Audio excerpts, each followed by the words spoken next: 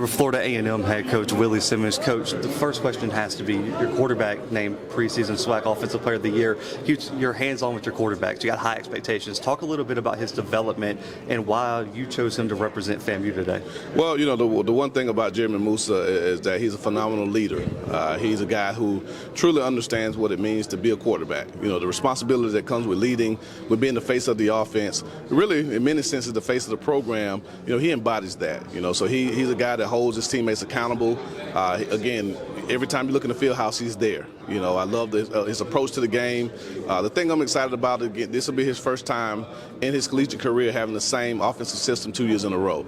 And so as well as he played last year, I think he can have a monumental jump this year just because of his knowledge of the offense that we run. So we're a blessed football team to have Jeremy Moussa behind center. We know Jamari Sharif's returning, but Xavier Smith was a huge loss at wide receiver. He's going to go ball out in Los Angeles. But who are some other wide receivers that have really stepped up this offseason that you expect to have big years? Well, obviously you mentioned Jamari. You know, he's a guy that's going into his third year into this system. I expect him to take that next step as one of the leaders of the offensive bunch. David Manigo has played a ton of snaps for us at wide receiver. Has made a ton of plays. But then you look at guys like Marcus Riley, you know, who transferred in from that school down south. But again, ton of ability, a dynamic player, all-conference performer there, and even some guys that maybe people haven't heard about yet, like Darren Oxendine, Kareem Burke, Trey Davis. So we're a very deep and talented receiver group. Jeremy doesn't have a shortage of guys to throw the ball to. The challenge for him is to have enough balls to keep everybody happy. Of course, last season you were very vocal during the press conferences about you were disappointed in the run game last year. You never felt like you guys were able to get it going. Looking back now, what are some changes you guys want to implement to really establish the rushing attack this season?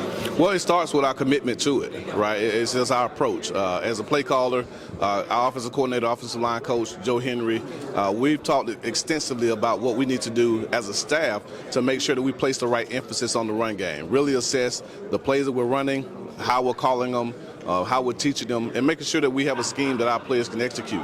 And then, you know, we helped ourselves by going out to recruit some transfers, student athletes, Jacquez Yant, big running back out of the University of Nebraska, Kevin Dean from Florida Atlantic University, and then our offensive line, guys like Cardell Thomas and Ashton Grable and Yannick Ogunlade will be guys that I think can help us establish that ground game, because if we can do that, we've shown that we can throw the football. If we can have a solid complementary ground game, we have a chance to be a very explosive offense. You guys, of course, led by Isaiah Land on the defensive line last year. Kamari Stevens off as well. Gentle Hunt returns to defensive tackle, but how important is it to develop that next edge rusher that's going to take y'all's pass rush to the next level? Well, you know, for us defensively, it all starts up front. And so we've had two of the top defensive ends in the country over the last few years in Isaiah Land and Kamari Stevens. Those guys are no longer in the orange and green. So now it's up to the next person to step up, or people to step up and assume that. We have some talent at the position. Anthony Dunn is a guy who showed in spurts last year that he can be a dominant pass rusher. His development in the offseason is something that we're really excited about.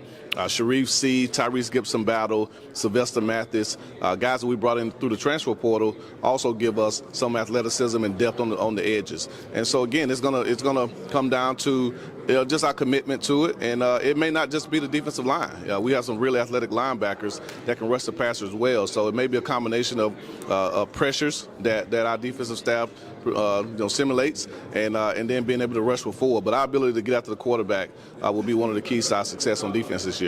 You're voted the preseason favorites this year. You got a lot of first-place votes. It's your first time being in the SWAC, being the preseason favorite. What's your message to your team on how to live up to those expectations and what it's going to take to ultimately get to the SWAC championship? Well, the good thing for us is that's our standard. We're not surprised that we've been picked as the preseason favorite. You know, we know that we have a talented football team. Our players know that. Our coaching staff knows that. And so for us, because we have that talent, it's about what we do with it. And it's about our approach every day to just the mental approach to the game, how we walk into the building, our treatment, our strength conditioning, our nutrition, our rest, everything that it takes to be a top-notch collegiate athlete. That's what our guys have to be committed to doing. So again, the preseason selection is nice, but obviously the goal is to end the season as the #1 team in the conference, not just be preseason favorites. Coach, I appreciate your time here at SWAC Media Day. Congrats on a great season last year and even better win this year. Thank you. I appreciate it.